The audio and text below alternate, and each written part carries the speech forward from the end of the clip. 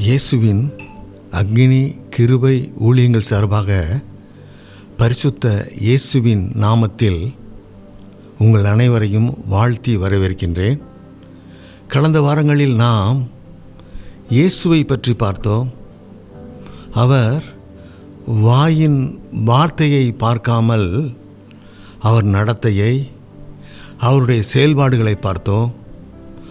வஞ்சகம், துரோகம், கபடு, சூது, சுயநலம், பேராசை, இச்சை நிறைந்த இந்த உலகில் அவர் தன்னை எப்படி காத்து கொண்டார், எப்படி பாவத்தை ஜெயித்தார், இந்த பூமியில் பரிசுத்தமாக வாழ முடியும் என்று வாழ்ந்து காட்டினார் என்று பார்த்தோம். அதன் மூலம் நாம் ஏராளம் கற்றுக்கொண்டோம். அடுத்து பவுல் ஊழியத்தில் அவர் மூலம் நடந்த ஆச்சரியமான அற்புதங்களையும் அதிசயங்களையும் நாம் பார்த்து வியந்து போனோம். 50,000 வெள்ளிக்காசு பெருமான மாய மந்திர புத்தகங்கள் மந்திரவாதிகளாலே எரிக்கப்பட்டதை பார்த்தோம். பவுல் விக்கிரக வழிபாட்டை ஒழித்ததால் விக்கிரகம் செய்யும் தொழிலாளிகள் பவுலை விரட்ட, அவர் ஊழியத்தை நிறுத்த பெரிய கலவரம் செய்ததை பார்த்தோம். இப்போது பேதுருவின் வார்த்தைகளை தியானிக்கப் போகிறோம். பேதுருவை இயேசுவுக்கு மிகவும் பிடித்திருந்தது. பல தடவை அவர் மறுதலித்த போதும் இயேசு பேதுருவை விடவே இல்லை. இயேசு உயிர் தெழுந்தபோது சீசர்கள் எல்லாம் கலிலேயாவுக்கு வர சொல்வார். அப்போது சீமோன் பேதுருவையும் வர சொல்லுங்கள் என்று குறிப்பிட்டு சொல்லுவார். அந்த பேதுருவின் வார்த்தைகளை இன்று நாம் தியானிக்கப் போகின்றோம். வசனம் 1 பேதுரு 1ஆம் அதிகாரம் 12வது வசனத்தின் கடைசி வாக்கியம். இவைகளை உற்று பார்க்க தேவதூதரும் ஆசையாயிருந்தார்கள். ஜெபம். பரலோக பிதாவே, நாங்கள் களிமண்கள் அப்பா. இந்த பேதுருவின் வார்த்தைகள் உமக்கு தேவையான பாத்திரமாக எங்களை வணையட்டும் பிதாவே. ஆமேன். தேவதூதர்கள் பூமியை உற்று பார்க்க ஆசையாக இருக்கிறார்கள். இதற்காக பூமியில் அப்படி என்ன ஆச்சரியம், அதிசயம் நடக்குது? தேவனுக்கு அருகில் இருக்கும் தூதர்களான தேவதூதர்கள் உற்று பார்க்கும் அளவுக்கு அப்படி அவர்களை கவர்ந்த காரியம் எது? தேவலோகத்தை விட மனிதன் வாழும் பூமியில் என்ன வினோதமான காரியம் நடந்துவிட்டது? இதைத்தான் நாம் இன்று தியானிக்க இருக்கின்றோம். வசனம் வாசிக்க கேட்போம். 1 பேதுரு 1ஆம் அதிகாரம் 2வது வசனம்.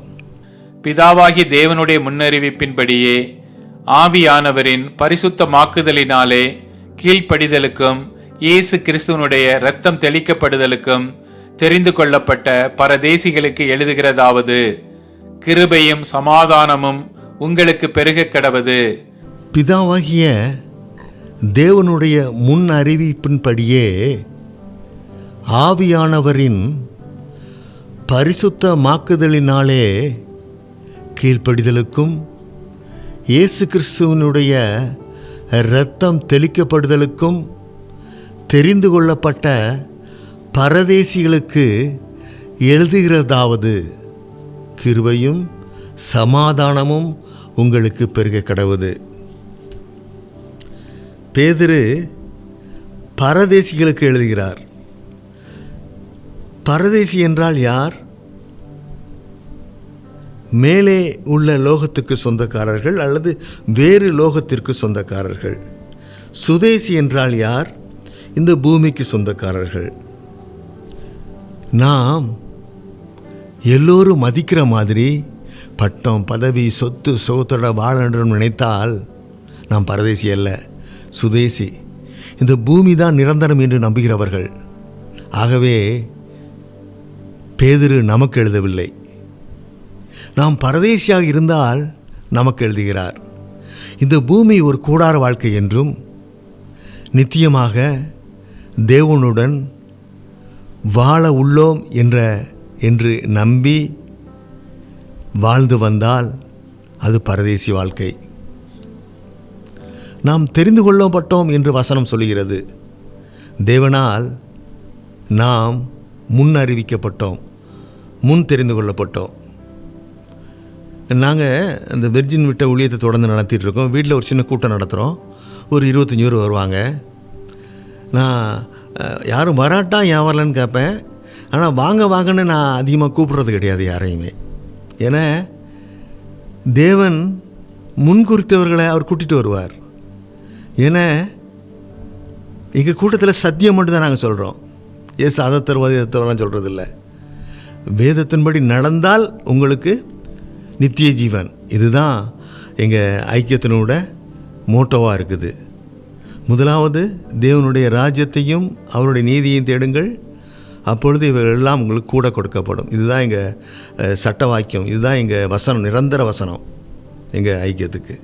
ஆனால் யாரையும் கூப்பிட்றதில்லை. அதுதான் தேவன் சொல்கிறார், தேவனால் நாம் முன்குறிக்கப்பட்டவர்கள், ஆவியானவரால் நாம் பரிசுத்தமாக்கப்பட. தேவனால் யாரெல்லாம் முன்குறிக்கப்பட்டாங்களோ அவங்க தான் ஆவியானவரால் பரிசுத்தமாக்கப்படுவாங்க, கீழ்ப்படிதலுக்கு உட்படுவாங்க. அவங்க இயேசுவின் இரத்தம் தெளிக்கப்பட்டவர்களாக ஆவார்கள். அவர்கள் பரதேசியாக இருந்தால் இவ்வளவும் நடக்கும். பரதேசியாக இருந்தால் தான் இயேசுவின் இரத்தம் தெளிக்கப்படும், கீழ்ப்படிதல் உண்டாகும், ஆவியானவரால் நாம் பரிசுத்தமாக்கப்படுவோம்.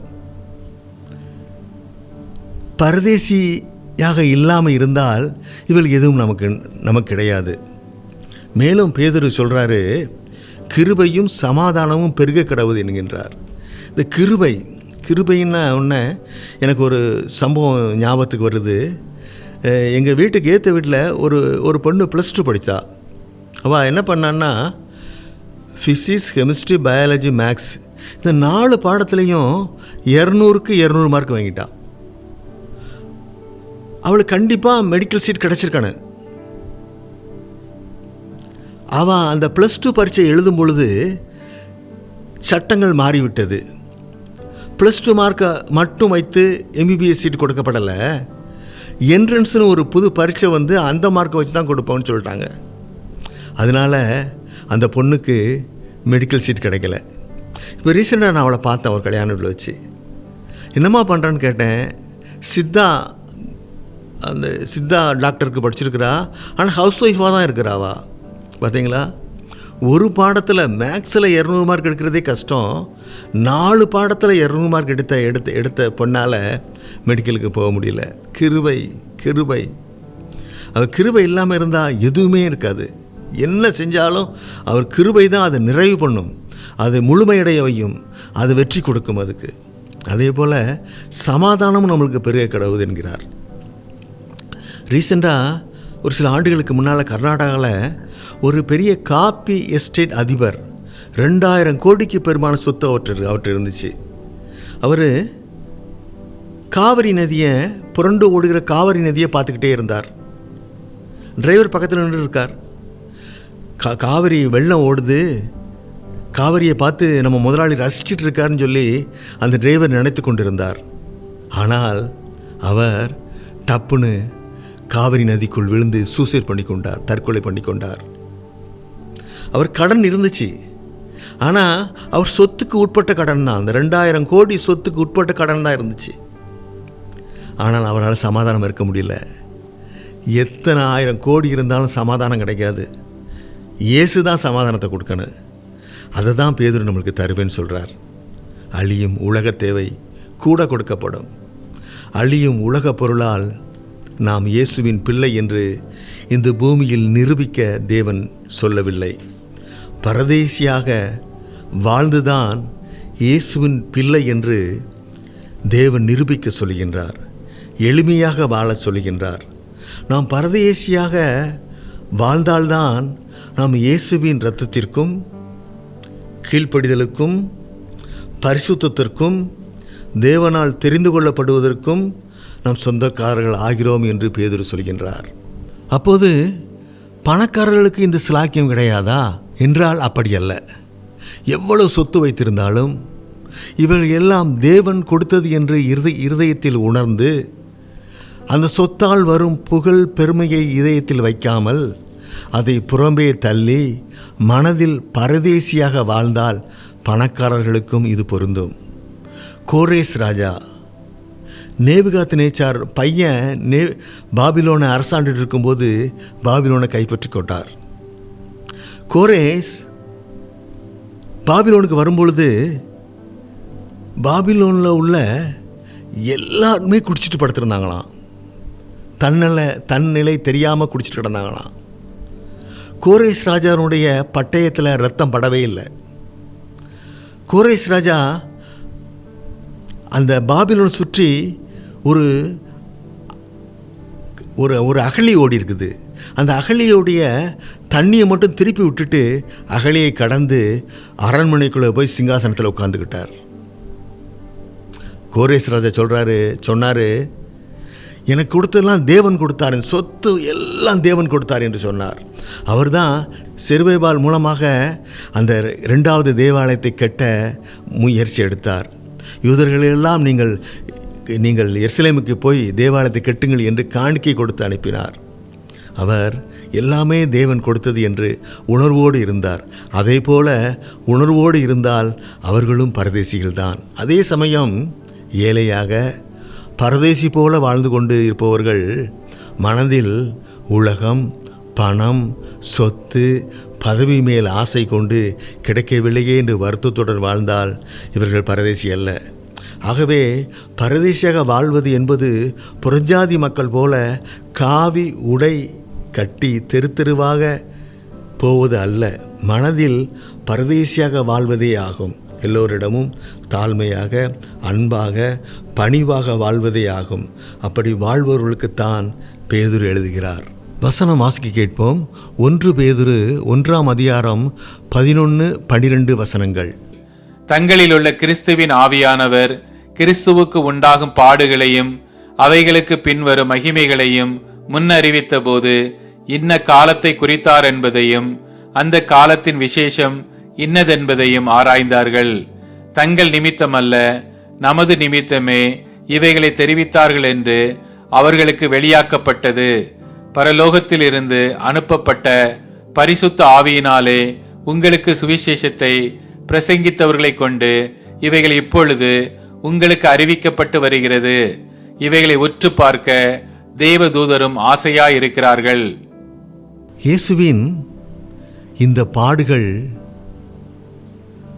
பரலோக சுதந்திரம், இவைகளை குறித்து தீர்க்கதரிசனம் சொன்ன தீர்க்கதரிசிகள் ஆராய்ந்து பார்த்தார்கள், யோசித்து பார்த்தார்கள், அதை பற்றி தியானித்து பார்த்தார்கள். இவைகள் நமக்காகவே அறிவிக்கப்பட்டது, செயல்படுத்தப்பட்டது என்று அறிந்து, அதாவது இயேசுவை உயிர்த்தெழ வைத்ததும் அவருக்கு பரலோகத்தில் சுதந்திரம் கொடுத்ததும் நமக்காகவே. அதாவது நாம் உயிர்த்தெழுவதும் பரலோக ரட்சிப்பு நமக்கு கிடைப்பதும் மிகவும் சத்தியமானது, உண்மையானது என்று நம்பிக்கை ஏற்படுத்தவே என்று செய்தி இப்போது நமக்கு பூமியில் சொல்லப்படுவதால் நாம் எப்படி அதை ஏற்றுக்கொள்கின்றோம்? இயேசுவை தேவன் அவருடைய பையன், அவருடைய குமாரன் என்பதற்காக உயிர்த்தெழ வைக்கவில்லை. இயேசுவை போல நம்மையும் தேவன் அதே அளவுகோலோடு பார்க்கின்றார். நம்மையும் உயிர்த்தெழ வைக்க அவர் சித்தமாக இருக்கின்றார். நமக்கும் பரலோகத்தில் பொக்கிஷத்தை கொடுக்க அவர் விருப்பமாக இருக்கின்றார். இயேசுவை அதற்கு முன்மாதிரியாக நான் உங்களையும் இதே போல நான் உயிர்த்தெழ வைத்து என்னோட நித்தியமாக பரலோகத்தில் வைத்துக்கொள்வேன் என்ற நம்பிக்கை ஏற்படுத்துவதற்காகத்தான் இயேசுவை உயிர்த்தெழுத வைத்தார் என்ற செய்தி பூமியில் சொல்லப்படுது. இப்பொழுது சொல்லப்படுகிறது. நாம் அதை ஏற்றுக்கொள்கிறோமா? நாம் மகிழ்ந்து துள்ளி கொதித்து அதனால் மகிழ்ச்சி அடைகிறோமா? நடனம் பண்ணி அந்த செய்தியை வரவேற்கிறோமா என்று பார்க்கத்தான் தேவதூதர்கள் பூமியை உற்று பார்த்து கொண்டிருக்க ஆசைப்படுகின்றார்கள். நாம் எப்படி இருக்கின்றோம்? இயேசுக்கு கொடுக்கிற சிலாக்கியத்தையும் அவருக்கு கொடுக்கிற சுதந்திரத்தையும் தேவன் நமக்கு ஏற்படுத்தி வைத்திருக்கிறார் என்ற ஆச்சரியமான உண்மையை என்ற செய்தியை நாம் கேட்டு நாம் மகிழ்ச்சி அடைகின்றோமா என்று பார்க்கத்தான் தேவதூதர்கள் பூமியை உற்று பார்த்து கொண்டு இருக்கிறார்கள்.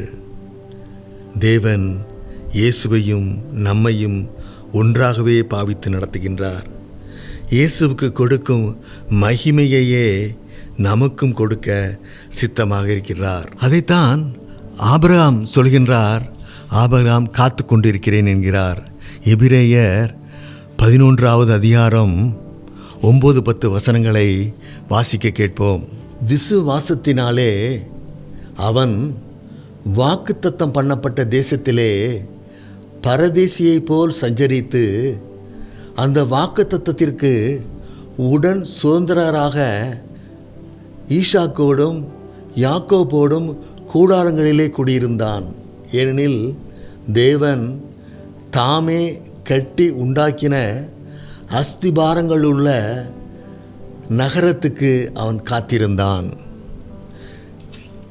இதுதான் ஆபிரகாம் காத்து கொண்டிருக்கின்றார். நாம் சொல்கிறோம் ஆபிரகாமுக்கு உள்ள ஆசீர்வாதங்கள் நமக்கு வருவதாக என்று.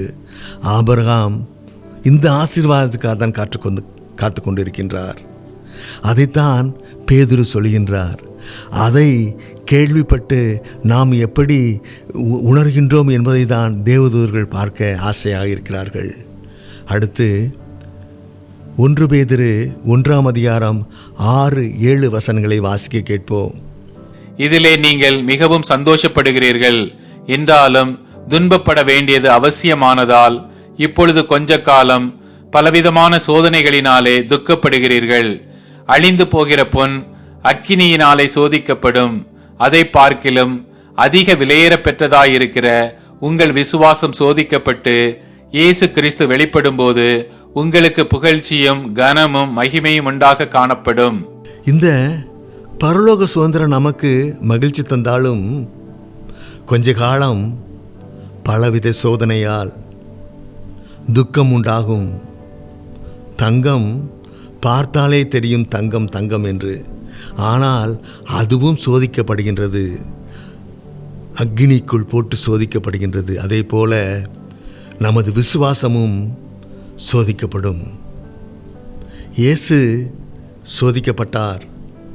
அவர் யோர்தான் நதியில் இருந்து ஞானஸ்நானம் பெற்று எழுந்த உடனே ஆவியானவரால் வனாந்தரத்துக்கு கொண்டு போகப்பட்டார்.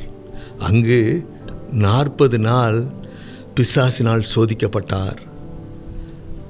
காட்டு மிருகங்களுடன் சஞ்சரித்தார். அதில் எல்லாம் வெற்றி பெற்றுதான் அவர் பரிசுத்தமானார். அதே போல ஆபிரகாம் தேவன் அழைத்தார். கானானுக்கு வா என்று அழைத்தால் உன்னுடைய தேசத்தை விட்டு ஆபிரகாம் வந்தார். ஆபிரகாமுக்கு நான் உனக்கு குமாரனை தருவேன் என்றார். 25 வருடம் காத்திருந்து குமாரனை பெற்றார். அந்த குமாரனை தேவன் இப்பொழுது சொல்கின்றார், நீ மோரியா மலையில் போய் அவனை எனக்கு பலியிடு என்கின்றார். உன் நேச குமாரனை எனக்கு பலியிடு என்கின்றார். ராத்திரியில் சொல்கின்றார். யாரிடமும் ஆபிரகாம் கலந்து கொள்ளவில்லை. சாராளிடம் இது பற்றி சொல்லவே இல்லை. காலையிலேயே எழுந்து புறப்பட்டு விட்டார். 3 நாள் பயணம்.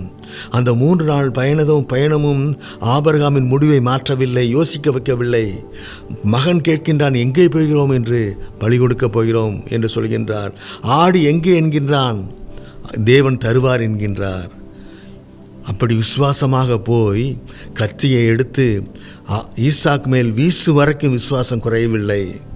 அதன் விசுவாசத்தின் தகப்பனானார்.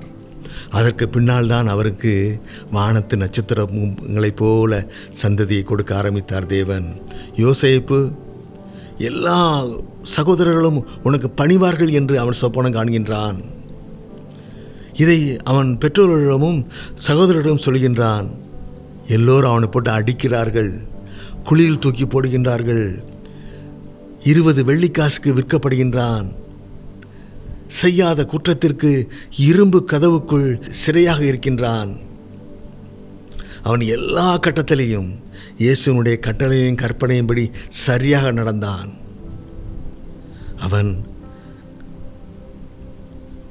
அவனுடைய வெற்றி அவனுடைய நடக்கையில் இருந்தது.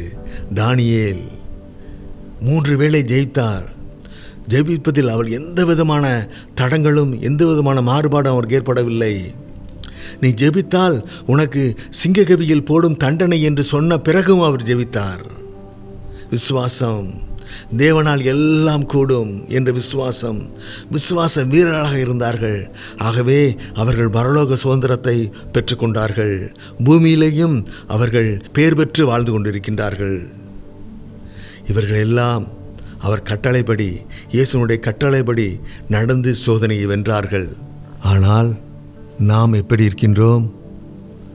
சாத்தான் நம்மை பரதேசி என்பதை மறக்க வைத்து, வீடு வாசல் வசதி இல்லை என்று உணர்வை தந்து, பொறாமைப்பட வைத்து, மனதில் கசப்பை ஏற்படுத்தி அவன் பிள்ளையாக மாற்றிவிடுகிறான்.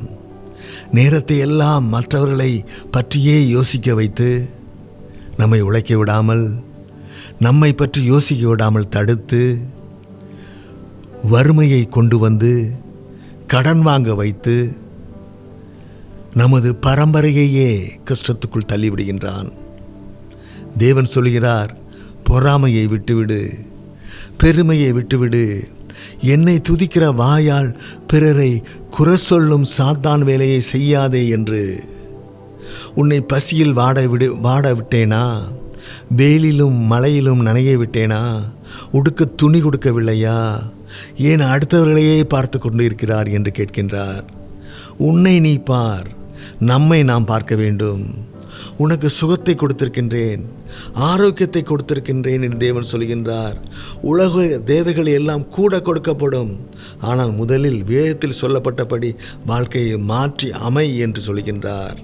நமக்கு தேவை 5 இட்லி, 50 இட்லி கேட்டுக்கொண்டிருக்கின்றோம். அதை வைத்து நாம் என்ன செய்ய போகிறோம்? நாம் உண்மையும் உத்தமமாக ஒரு நிமிடம் கூட சோம்பேறியாக இல்லாமல் உழைத்து சேமித்து வாழ பிறந்திருக்கின்றோம். நமது இரட்சிப்பு முழுமையடைந்திருந்தால், ஆவியின் கனி கொடுக்கும் இரட்சிப்பாக இருந்தால், நமது நடத்தை தேவனுடைய சாயலை வெளிப்படுத்தினால் நமது பிள்ளைகள் கட்டாயமாக ரட்சிக்கப்பட்டு விடுவார்கள். நமது நடத்தை, ஆவியின் கனி நமது குடும்பத்தை கண்டிப்பாக இரட்சிப்புக்குள் வழி நடத்திவிடும். அப்படி செய்வோமா? கண்களை மூடிக்கொள்வோம். ஜெபம்.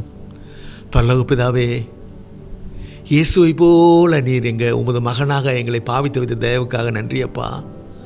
உன் மகனுக்கு நீ கொடுக்க சித்தமாக இருந்த சிலாக்கியத்தை எல்லாம் எங்களுக்கு கொடுக்க போகிறீர் என்று நாங்கள் வாசிக்க கேட்ட வசனத்திலிருந்து அறிந்து கொண்டதற்காக நாங்கள் மகிழ்ச்சி அடைகிறோம்ப்பா. உம்மை புகழ்ந்து நாங்கள் உங்கள் பணிவிடை செய்ய நாங்கள் தயாராக இருக்கிறோமப்பா. இப்படி ஒரு சிலாக்கியத்தை எங்களுக்கு கொடுத்த தயவுக்காக நன்றியப்பா. இயேசுவே உமது கட்டளையின்படி நடந்து இந்த எல்லா துன்பங்களையும் எல்லா சோதனைகளையும் நாங்கள் வெற்றி பெற்று விசுவாச வீரராக திகழ்ந்து உமது பிள்ளையாக உமது கூட இருந்து நித்தியமாக நீர் எங்கள் வாழ வைக்க போகிற தயவுக்காக நன்றியப்பா. கிருபை பாராட்டும் பிதாவே. நாங்கள் அப்படியே உமதுக்குள் நித்தியமாக வாழ எங்கள் மேல் நீ இரக்கமாயிரும் பிதாவே. அப்படி செய்ய தயவுக்காக நன்றி பிதாவே. இயேசுவின் நாமத்தில் ஜெபங்களும் நல்ல பிதாவே. ஆமேன்.